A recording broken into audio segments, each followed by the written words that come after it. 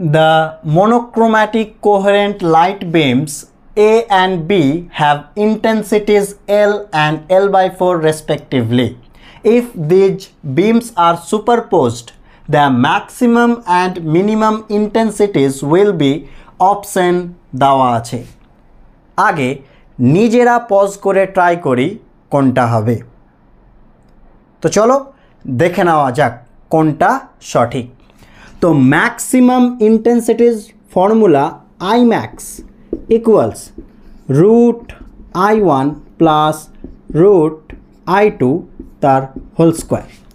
এখানে I1 L R I2 L by 4, তাহলে আমরা লিখতে পারি root L plus root L by 4 তার স্কোয়ার।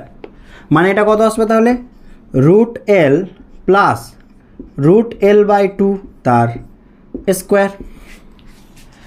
2 নিচে আসবে 2 root L plus root L মানে কত 3 root L তার কত স্কোয়ার, মানে হয়ে যাবে 9L বাই 4।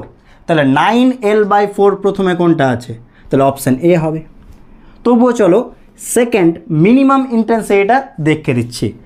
আই মিনিমামের ফর্মুলা কি root I1 minus root I2 তার হোল স্কোয়ার।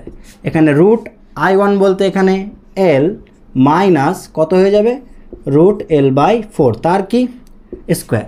মানে সেম জিনিসে আসবে, এখানে শুধু কি আসবে মাইনাস, মানে রুট L মাইনাস কত হয়ে যাবে রুট L বাই 2 তার কি হয়ে যাবে স্কোয়ার। মানে নিচে 2 ওপরে 2 রুট L মাইনাস কত রুট L মানে শুধুমাত্র রুট L তার কি হয়ে যাবে স্কোয়ার, মানে কত L বাই 4। তো দেখে নাও L বাই 4ই আছে।